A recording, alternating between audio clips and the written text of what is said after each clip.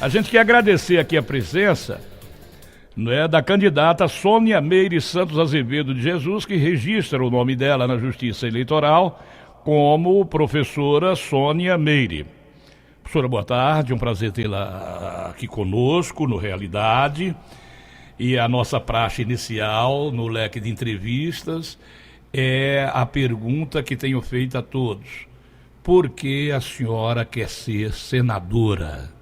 Boa tarde. Então, boa tarde. É um prazer enorme falar com todos os ouvintes da FM Itabaiana. Não é a primeira vez que nós estamos aqui conversando com a população de Itabaiana e também de outros municípios próximos, não é? Boa tarde a todos os trabalhadores e trabalhadoras da comunicação. A nossa candidatura ao Senado é uma candidatura necessária de uma mulher trabalhadora. Permita eu me apresentar mais uma vez para a população. Como o senhor disse, eu sou uma professora, tenho 55 anos, atuei sempre na educação, na defesa da educação pública. Sou professora da Universidade Federal de Sergipe, recém-aposentada pela UFES, atuando em São Cristóvão. E tenho uma história de luta pela educação e, em especial, também pela educação dos camponeses e camponesas, os trabalhadores rurais, onde nós criamos um programa de educação nas áreas de reforma agrária do país e em Sergipe, onde, a partir desse programa, nós tivemos centenas de trabalhadores rurais de Sergipe também, com um nível superior, com acesso ao nível médio e superior, fruto desse programa. E tem uma atuação também na luta no movimento sindical, na defesa pela reforma agrária, pela educação pública, pela saúde pública, pelos direitos, porque nos últimos anos, que essa é uma das razões porque nos candidatamos ao Senado, a crise econômica tem crescido. O que Lula disse que seria uma marolinha em 2008 não foi uma marolinha. Nós estamos sentindo na prática o desemprego, a fome, a falta de estrutura para nós nos mantermos neste país e nesse estado. Tenho percorrido todo o estado nas eleições e vendo as consequências de uma crise econômica e como os filhos da classe trabalhadora e os trabalhadores se encontram hoje. E a partir dessa crise econômica, nós tivemos também um golpe institucional aplicado contra o governo do PT, mas não foi só contra o PT, porque desde que Temer assumiu, a situação ainda piorou. Por quê? Porque Temer assumiu e aprofundou a retirada de direitos. A reforma da Previdência foi a última reforma que Temer colocou para ser votada, e nós conseguimos colocar 280 mil pessoas na rua em Brasília para impedir que essa reforma fosse votada. E aí o governo Temer, como estava, 280 mil em pessoas? Brasília. Mas isso em quantas concentrações? Nós saímos várias caravanas do Brasil inteiro, em um único dia. Numa única concentração? Numa única concentração. A Polícia Militar avaliou bem menos que isso, professor. Pois é, lógico, mas nós sindicalistas sabemos avaliar quanto nós colocamos na rua também. Eles avaliaram em torno de 100, 150 mil. Mas nossos sindicatos avaliaram, porque nós temos uma medida que se dá para analisar, inclusive, por metro quadrado, quantas pessoas cabem no Planalto. E nessa oportunidade nós fomos recebidos pelo governo federal com bomba, porque nós estávamos lutando pelo direito à nossa previdência. Era bomba na cabeça e bomba pelos pés. E a partir dessas reformas que têm sido feitas, né, resultado, para concluir essa primeira parte da reforma da Previdência. Temer sentiu a força dos trabalhadores, porque os trabalhadores, tanto do campo quanto da cidade, têm enfrentado isso. Tivemos manifestações no estado de Sergipe, várias greves, várias paralisações, inclusive no Alto Sertão Sergipano, com agricultores familiares, que serão os maiores prejudicados nesse processo também. E, a partir disso, como era perto da eleição, Temer tirou da pauta a votação da reforma da Previdência. E um dos itens que Temer colocou é que a Previdência, ele justificou, ela é deficitária. Para garantir que as aposentadorias continuem, é preciso fazer uma reforma para privatizar a Previdência. Então a senhora quer ser senadora por quê? Nós queremos ser senadora para revogar todas as medidas de Temer, reforma trabalhista e principalmente uma emenda constitucional que foi aprovada em 2016, que ela tem um número de 95, mas ela também foi conhecida como a PEC 55, que ela congela todos os investimentos para a saúde, educação, o salário mínimo, benefícios sociais, Bolsa Família por 20 anos.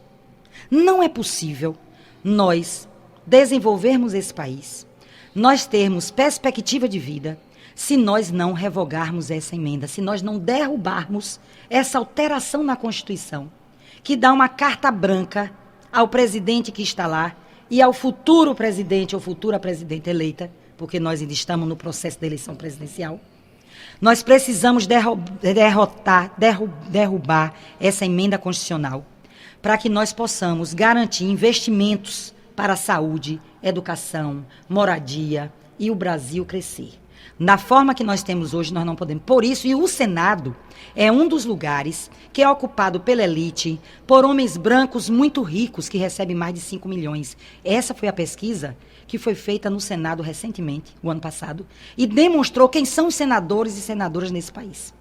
Nós não temos representantes de fato do nosso povo no Senado. Nós temos homens ricos, brancos, que está defendendo os seus interesses. A prova disso é que quem é senador hoje em Sergipe e quem quer continuar e quem quer se candidatar a Senado em Sergipe, que está colocando o seu nome, né? São pessoas exatamente que não só aprovaram essa emenda constitucional para retirar nossos direitos e congelar tudo por 20 anos, como agora também quer entrar para continuar fazendo esse processo de retirada de direitos. Então, por isso que nós estamos lutando por uma vaga no Senado. Nós, mulheres, precisamos reagir. Inclusive, o Senado, como a maioria de homens, nós temos poucas mulheres. E mulheres negras só tem 4% no Senado Federal. E nós, mulheres, temos competência, temos condição, porque nós somos a maioria da população desse país. Nós representamos a maior parte da população. Nós estamos no mercado de trabalho, nós produzimos conhecimento, nós produzimos, né, recursos, nós garantimos a vida das nossas famílias e o nosso lugar também é o lugar na política. O lugar da mulher trabalhadora, da mulher de luta. Não é qualquer mulher, é da mulher de luta. Então, o primeiro ponto do nosso programa é lutar com você para revogar todas as medidas do governo Temer. O segundo objetivo nosso é que nós precisamos fazer uma profunda reforma tributária neste país, onde quem paga mais imposto hoje, quem recebe até 3 salários mínimos, não pode continuar do jeito que está. Porque além de pagar os impostos diretos, nós pagamos também os impostos quando compramos 1 quilo de açúcar, de feijão, quando vamos à farmácia, quando pagamos o transporte coletivo. E os muito ricos não pagam impostos. Aqui eu estou numa cidade que tem um comércio grande. E nós sabemos que os médios comerciantes, os pequenos comerciantes pagam muito imposto. Mas os grandes empresários não pagam imposto. Quem compra uma moto para trabalhar, paga um absurdo de PVA e de imposto. Mas quem compra um jatinho e uma lancha não paga imposto algum nesse país. Mas aqui ninguém compra jatinho, não. Então, aqui...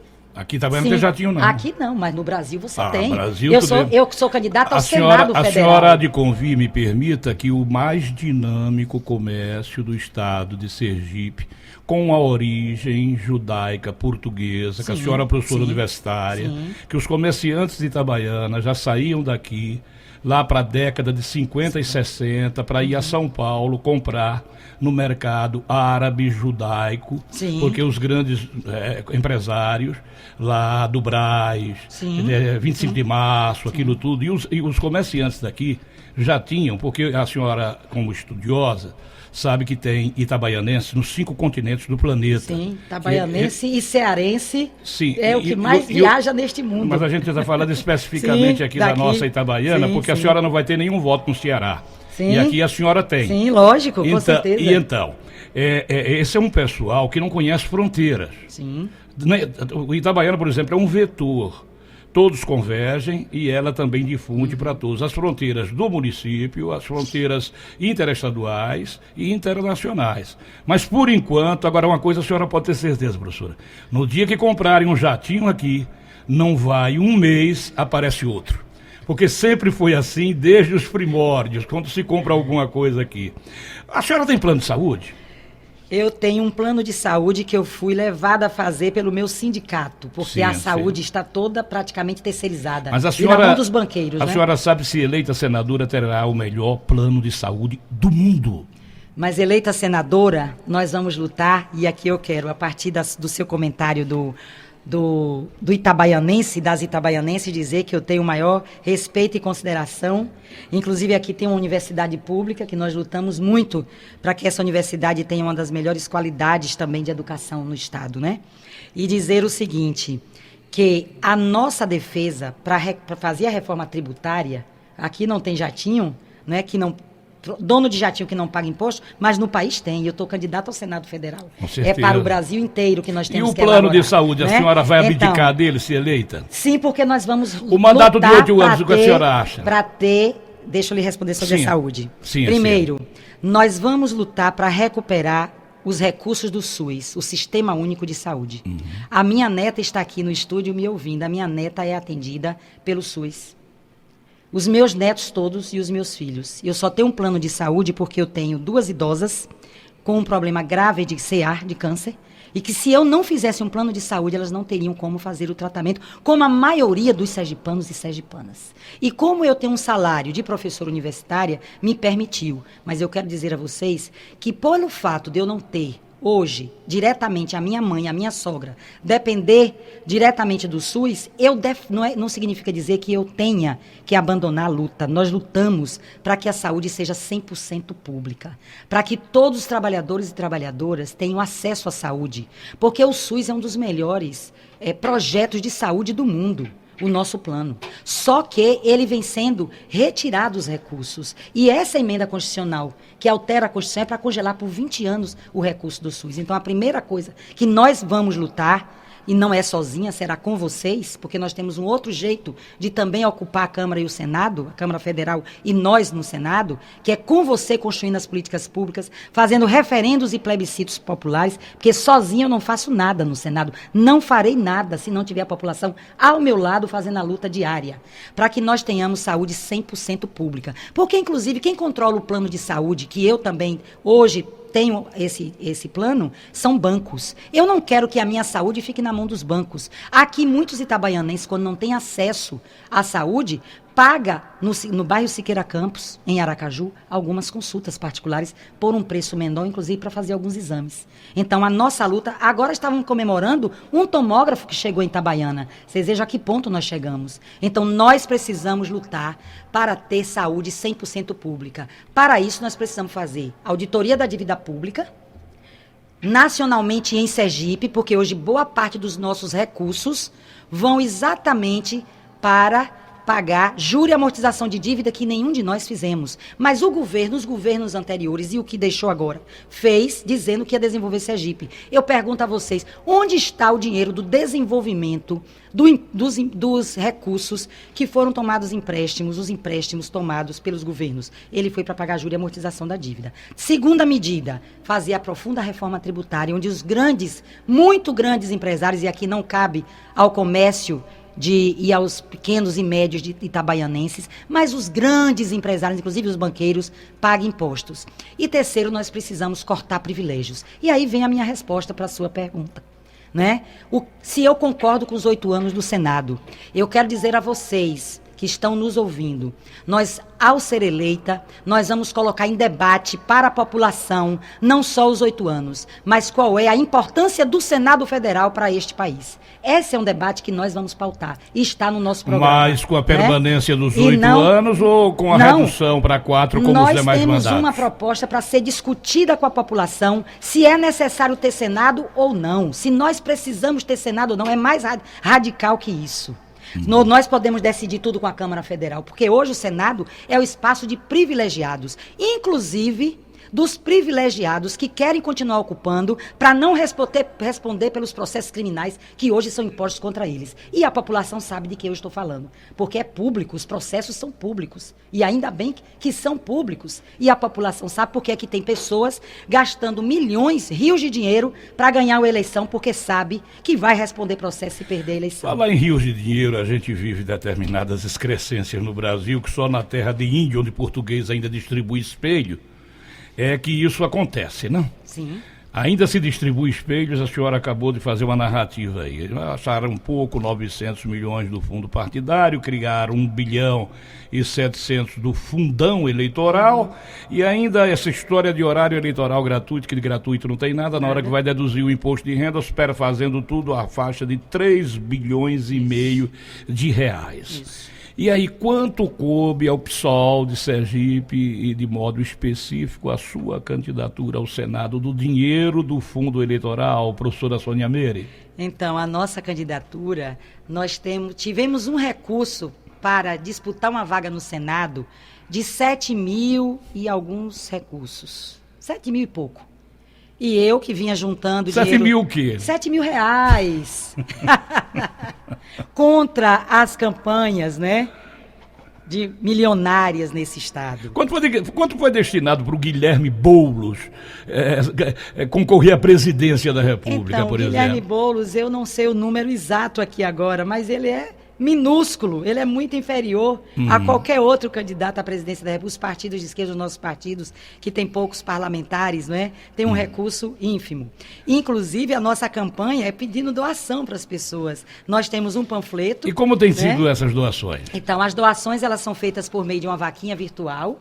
Tem, tudo tem, registrado. tem correspondido? Tem. Os trabalhadores depositam R$20, R$50, os que ganham mais um pouco. Meus colegas da universidade depositam 100, 200 no máximo. Né? Qual a disciplina que a senhora lecionou? Que disciplina, professora? Eu lecionei disciplinas como prática de ensino para o curso de pedagogia, de educação, política e educação, educação e movimentos sociais. Sou professora de ensino de ciências e matemática. Sim. E estou aqui no estúdio com o nosso suplente, um dos suplentes, que é o Adelmo, né, que é advogado, aqui, professor, que é daqui de Itabaiana. A banca dele aqui, há um Adelmo bom tempo. Torres, um bom né? pernambucano radicado aqui, que veio lá de Floresta, é um amigo nosso. Exatamente. Então, tranquilo. um advogado trabalhista, que tem também uma prestação de serviços também na área Ele é o social. primeiro ou o segundo suplente? É o primeiro. Quem é o segundo? O segundo é um servidor público de Japaratuba, chama-se Bado, porque também é artesão, é um artista. Um advogado, né? E um artesão. E um artesão. E uma professora encabeçando a casa. Exatamente. E a nossa campanha tem sido assim,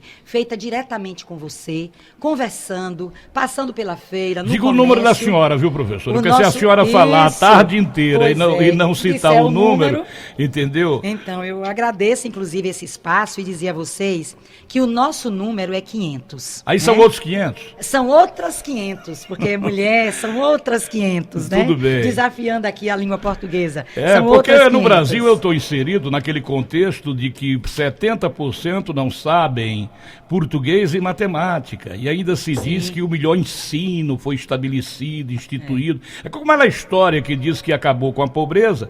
Aí um candidato para ganhar a eleição, se vou tirar todo mundo do SPC. Já viu rico em SPC? Um absurdo isso, né? Então, isso e como é que acabou com a pobreza? Não acaba. Não se acaba com a pobreza sem políticas estruturais, como eu falei aqui. Sem recuperação do emprego, sem recuperação dos recursos públicos para garantir educação de qualidade, não é? Ensino médio. Eu fui candidata a governo em 2014. Uma das nossas bandeiras... São outras 500 ou são outras 500? São outras 500. Ah, então né? a gente... Agora a gente encontrou... Mas são outras 500. Tudo bem. Agora, a senhora me desculpe que eu estou inserido no contexto dos 70%, que não é, foi verificado agora que português e matemática, né? Agora, eu estou tentando ver se eu aprendo alguma coisa de física quântica. Ah, sim. Quando o Sargento Garcia prendeu o Zorro, eu vou aprender física quântica. Física quântica é belíssima, mas é muito difícil também para nós, porque ela depende de muitas abstrações e que a própria escola e a universidade, né, inclusive a física está presente em todos os nossos ambientes, né? De vida. O universo. Mas né? o universo, mas é ela matemático, físico, biológico, químico, o universo. Exatamente. Energia e movimento. Energia né? e movimento. O que a senhora acha da vida política de Sergipe na questão do quesito administração nos dias que vivemos, professora? A nossa discussão que nós temos feito é o seguinte.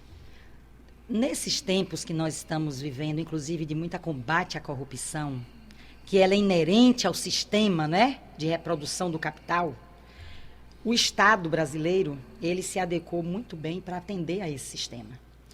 E as candidaturas e os gestores de Sergipe, quando são eleitos, antes de pedir o voto, antes do processo das eleições, eles sentam com os grandes empresários da construção civil, no caso do Estado, do transporte, mas nacionalmente também, né?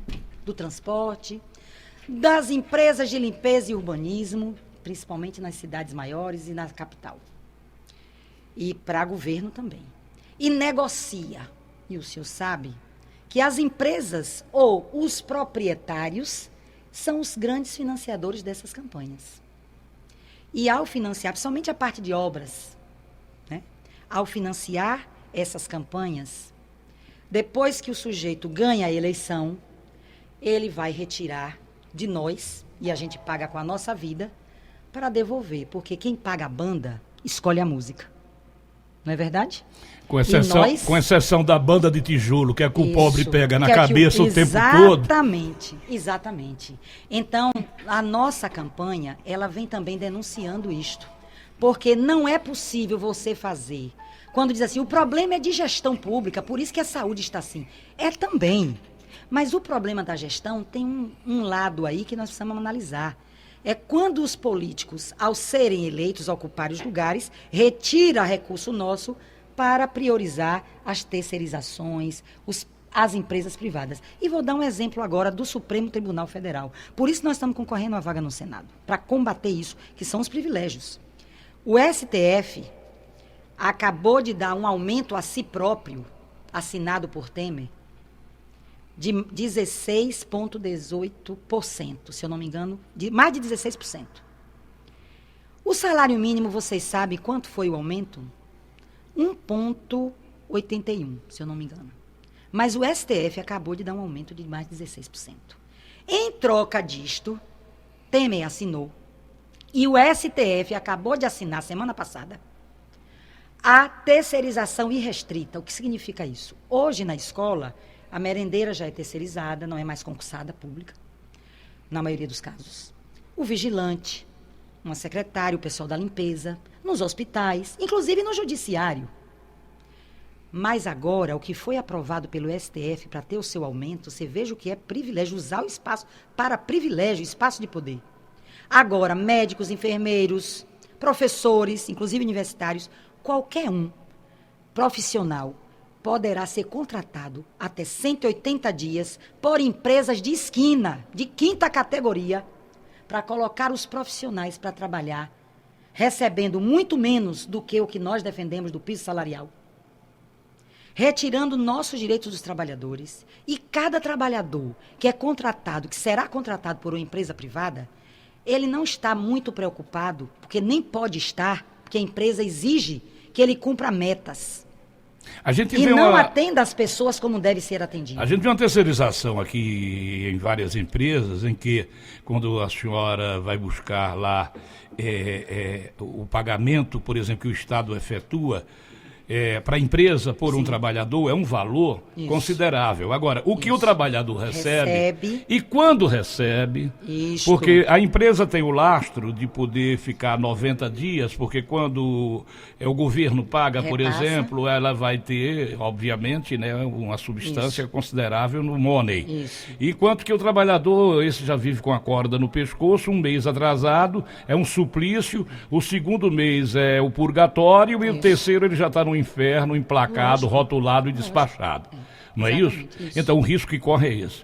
Para a senhora, para não perder aqui, para que eu não incorra aqui no esquecimento, eu queria que a senhora agradecesse e mandasse um abraço. Tem um cidadão amigo nosso chamado Luciano Ferreira, ele é aposentado do Banco do Brasil, e sempre que conversamos sobre política, ele confessa ser um admirador do seu trabalho.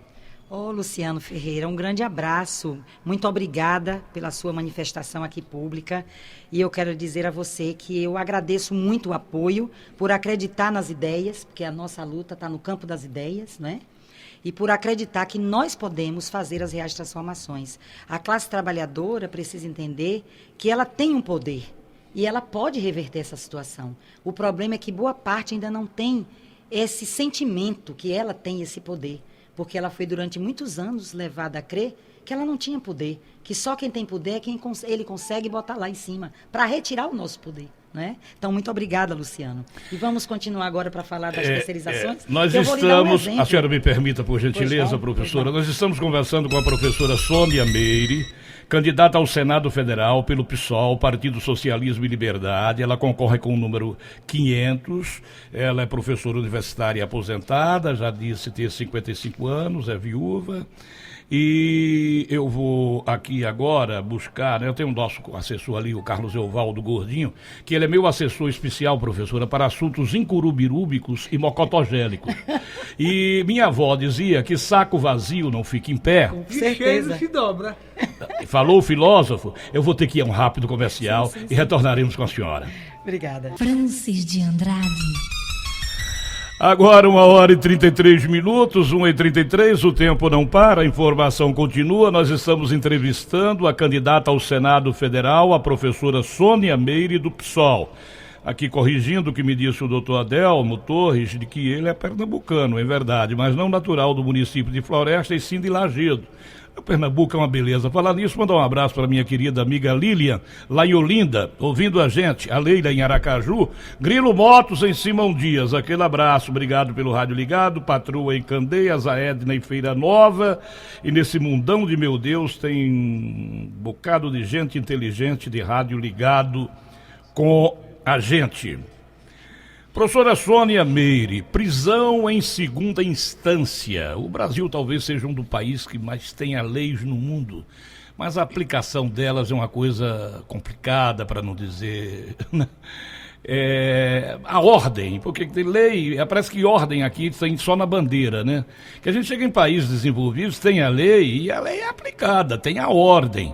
Aqui é um negócio complicado, tem lei para quase tudo, a legislação cobre quase tudo, mas na hora de aplicar, o que é que a senhora acha da prisão em segunda instância, professora?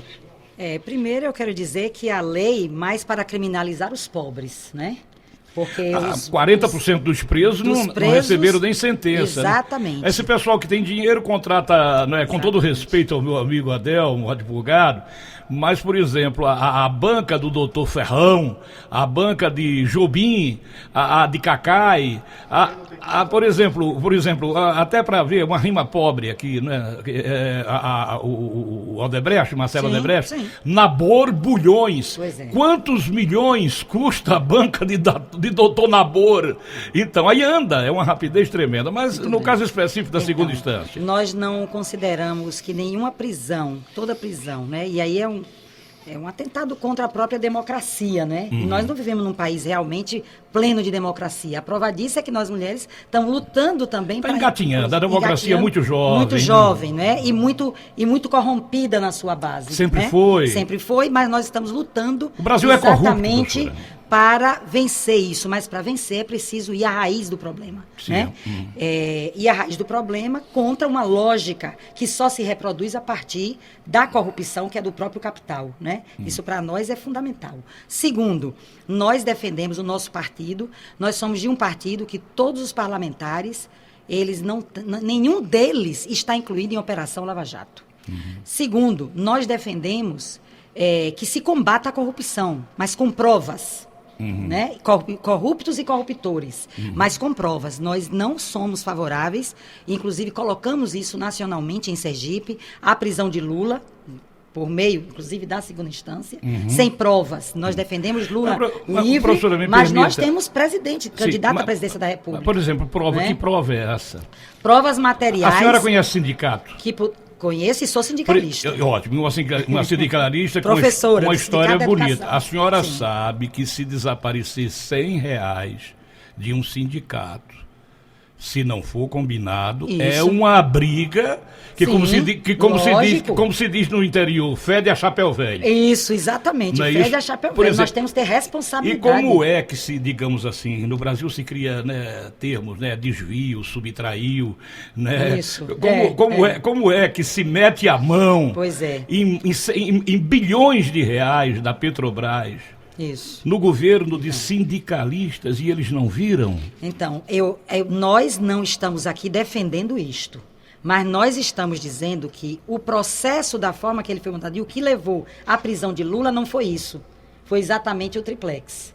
E assim como o impeachment de Dilma, que 3 meses depois já não era mais crime, depois que ela foi impeachmentada, e eu não sou favorável, nunca fui favorável à política de conciliação de classe do Partido dos Trabalhadores, estavam nas ruas lutando contra as reformas que eles estavam fazendo. O PSOL já é uma defecção por não concordar com muita coisa. Exato. Mas nós não podemos defender o que não pode ser defendido nesse país. O Capone, Alfonso Capone, ele foi preso lá na década de 20 para 30 por sonegar imposto de renda, quando todo mundo sabia que ele era um gangster, um de primeira linhagem, que comandava todo o submundo do crime, mas aí procurava a prova ali, acolá não tinha, até que Eliot Ness pegou o guarda-livro dele e viu que ele era sonegador de imposto. Então, aqui no Brasil há como se admitir que o PT não tinha conhecimento da roubalheira da Petrobras e o escândalo do BNDES, professor? Pelos depoimentos que, inclusive, os próprios petistas, inclusive um deles, que está, inclusive, preso,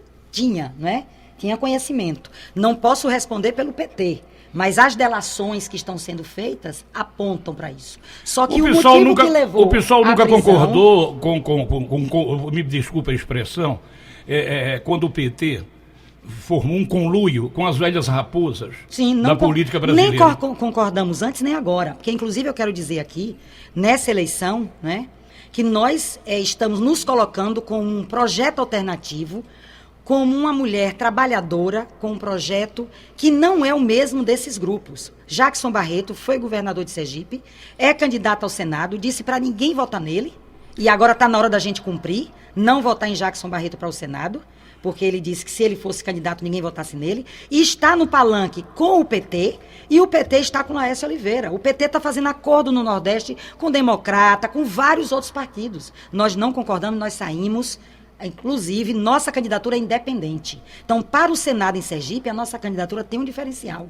O outro grupo de Sergipe, que nós também estamos denunciando, que é o André Moura, é o líder do governo Temer, é quem tem aprovado todas as medidas para retirar nossos direitos, e com ele o pastor Heleno, que agora vem em público dizer que defende as aposentadorias, que é contra a reforma da Previdência. É pura inverdade. Isso não é possível que esse povo fique, passa ano após ano, e mentindo deslavadamente.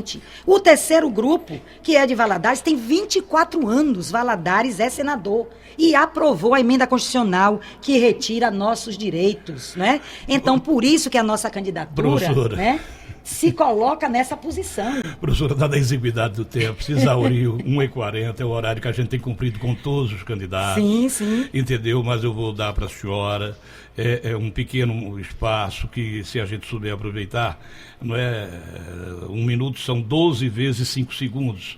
E muitas vezes na televisão o cara só tem 5 segundos. Isso, a senhora vai ter 12 vezes mais o espaço da televisão para adiantar aquilo que tem escapado da nossa curiosidade jornalística, que seja do interesse da eminente candidata. Então, eu quero, como candidata, a única candidata mulher, dizer a você que a nossa luta é pela vida das mulheres, é pela criação das creches, de escola, de uma universidade estadual em Sergipe. A nossa luta é contra o racismo, o extermínio da população negra. É para que nossas crianças tenham direito a ser adulta, que cresçam com dignidade, por saneamento básico, por água, para desprivatizar aquilo que hoje está sendo privatizado, pela ampliação dos empregos, pela redução da jornada de trabalho. E para continuar plantando esperança, eu quero convidar você não só para votar nas candidaturas do PSOL e na professora Sônia Meire, senadora, com o número 500. Quero convidar você para continuar, após as eleições, plantando sementes de esperança nesse país, fazendo a luta contra a reforma da Previdência, pelas aposentadorias e para derrubar todas as reformas que foram feitas no governo anterior e no governo Temer, que tem nos destruído. A nossa luta é pela vida. Nos sigam pelas redes sociais, pelo telefone 999380655. Sigamos na luta. Muito obrigada pelo espaço e nos encontraremos no Senado Federal com vocês. Nós vamos realmente fazer as grandes transformações nesse país, porque só a luta muda a vida. Muito obrigado pela presença.